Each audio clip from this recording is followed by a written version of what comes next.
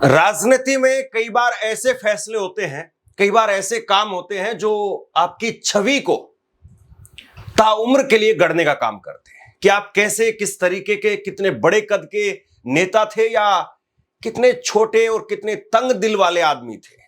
ये कई बार आपके फैसलों से झलकता है।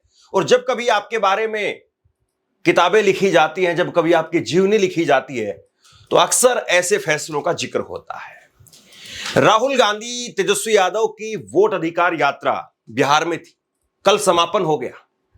लेकिन समापन के समय पर एक ऐसी तस्वीर दिखी जिस तस्वीर को मैंने देखा, महसूस भी किया। और आप लोग बताइए कि क्या मैं सही पढ़ रहा हूं या कोई गलती मैं कर रहा हूं। राहुल गांधी के मंच पर एक ऐसी महिला नेता थी जो राहुल गांधी के खिलाफ चुनाव लड़ रही थी। सोचिए जरा इस बात को, दोबारा से सुनिए। राहुल गांधी के मंच पर एक ऐसी महिला नेता थी जो राहुल गांधी के खिलाफ चुनाव लड़ रही थी।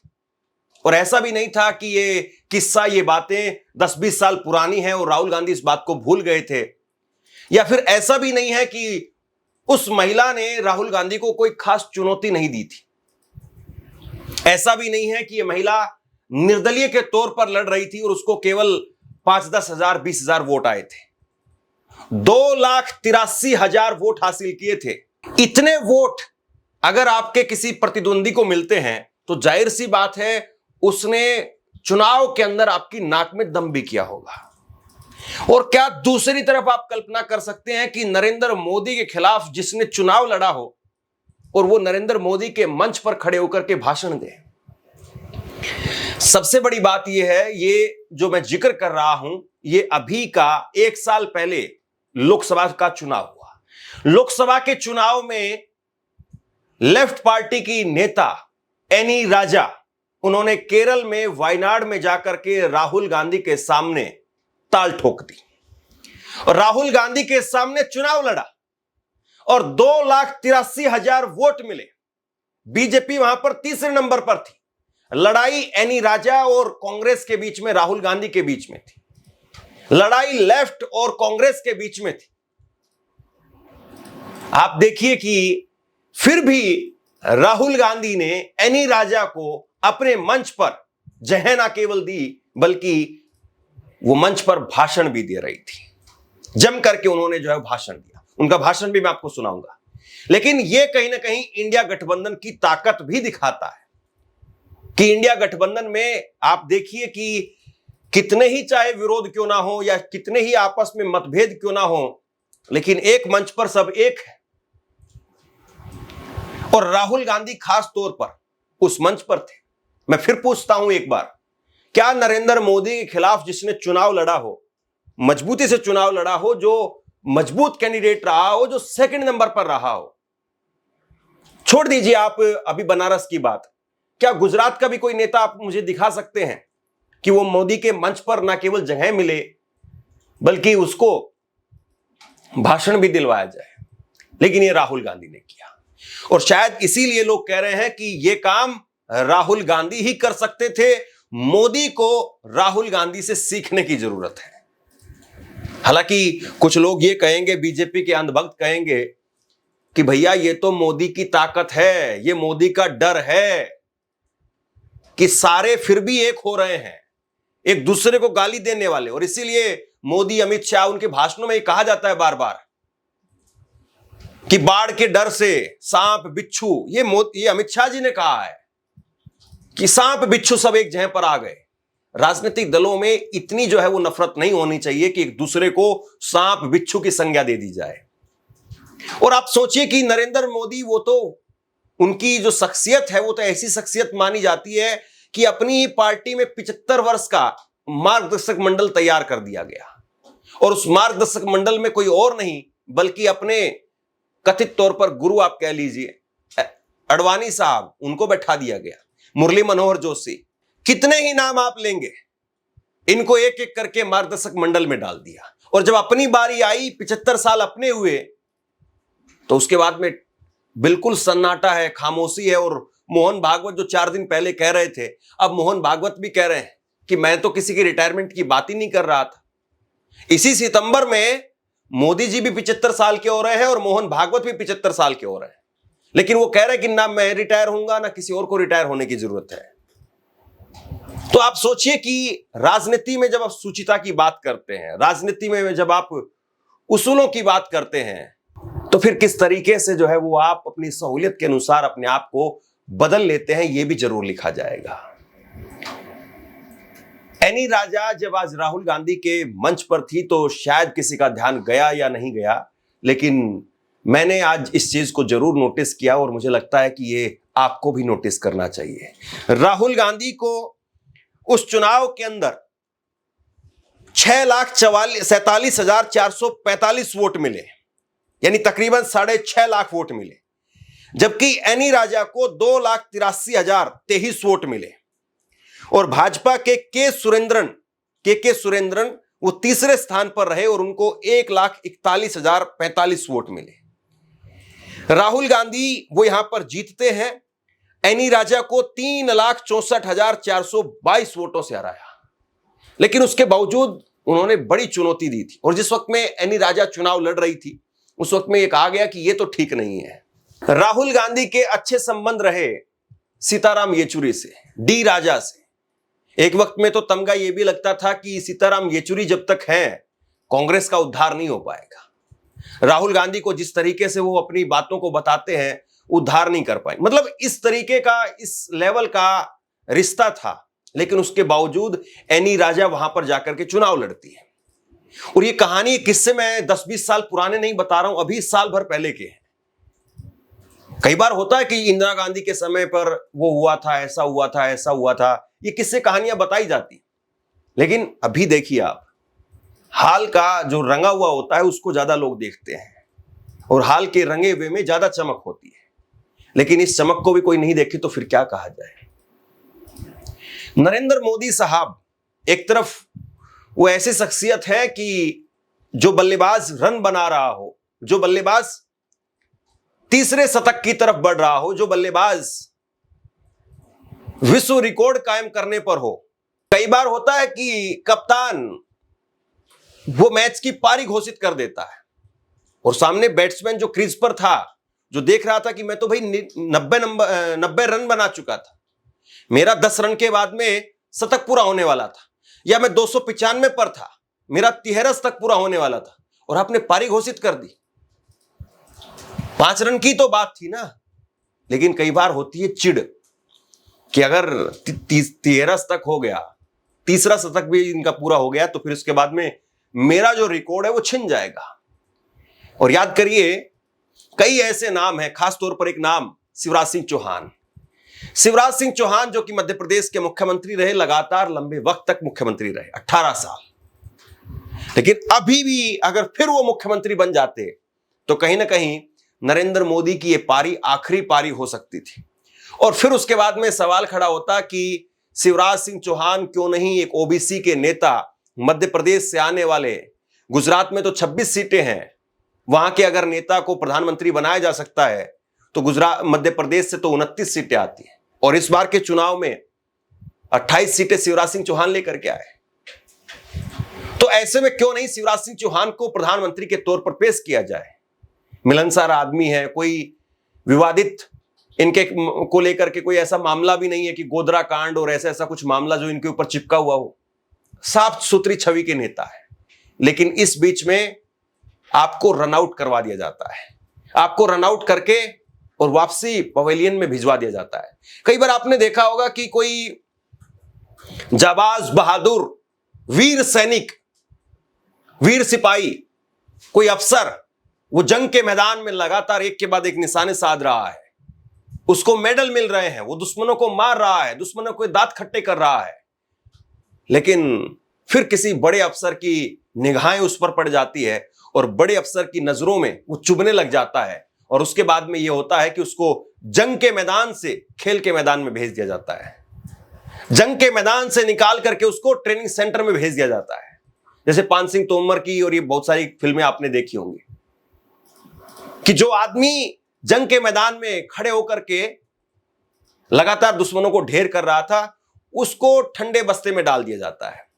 तो ऐसे ही शिवराज सिंह चौहान को वो मुख्यमंत्री के पद से वहां से हटा करके निकाल करके वो जीत गए थे चुनाव, उनके नाम पर चुनाव लड़ा गया, जीता गया।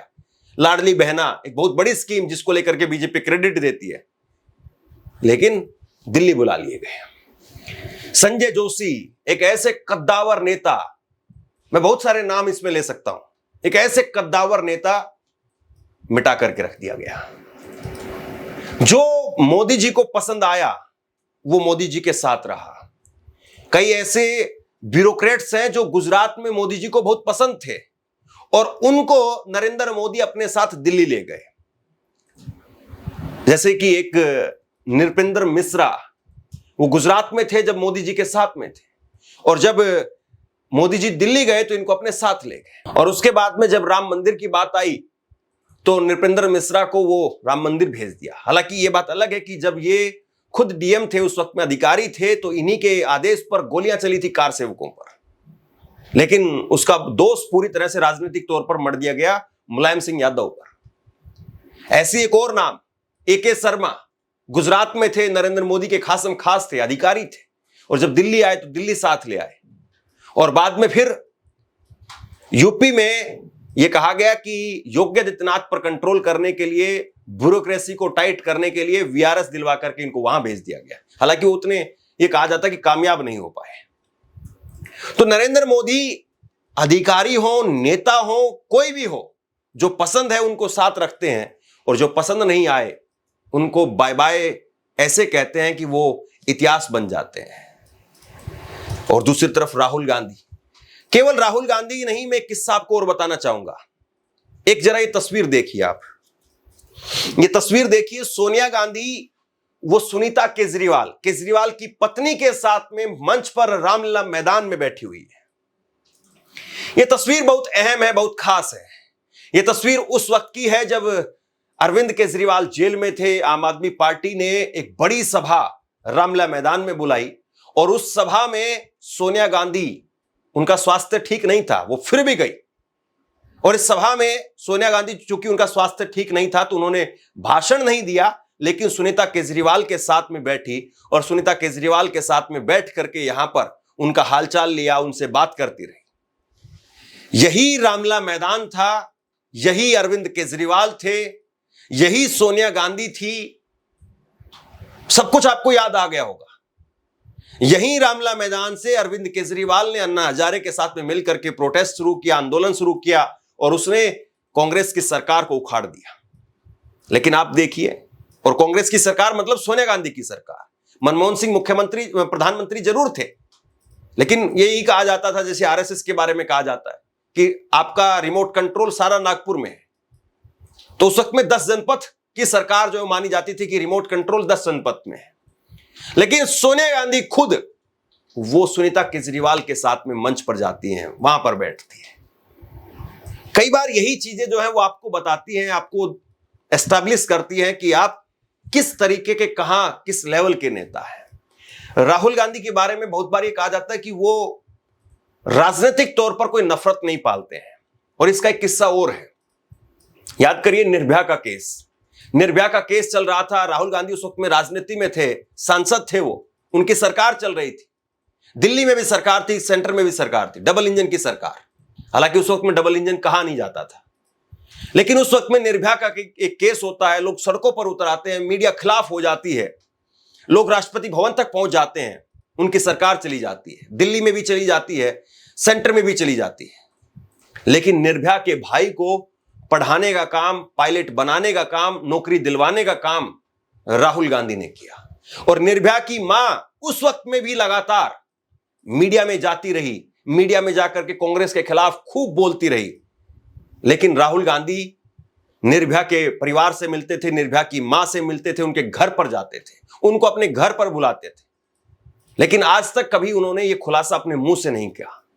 खुद निर्भया की मां ने इस बात को कहा कि मेरे बेटे को अगर जिंदगी दी किसी ने, उसको उस पद पर पहुंचाया तो उसका नाम राहुल गांधी है। तो राहुल गांधी वैसे कामों को लेकर के जाने जाते रहे हैं। राहुल गांधी ने इस तरीके से अपनी राजनीतिक छाप छोड़ी है, और वो कहते रहे हैं कि मैं नफरत नहीं करता हूं। और इसलिए आपको याद होगा, एक तस्वीर में आपको और याद दिलाता हूं, जरा ये तस्वीर देखिए आप। राहुल गांधी संसद में थे, राहुल गांधी संसद में बोल रहे थे और उन्होंने संसद में बोलते बोलते कहा कि बीजेपी आरएसएस चाहे मेरे बारे में जितना मर्जी झूठ फैलाए, बीजेपी आरएसएस चाहे मेरे बारे में जितनी नफरत लोगों के दिलों में भर दे, लेकिन मेरे दिल में बीजेपी आरएसएस को लेकर के जरा सी भी नफरत नहीं है।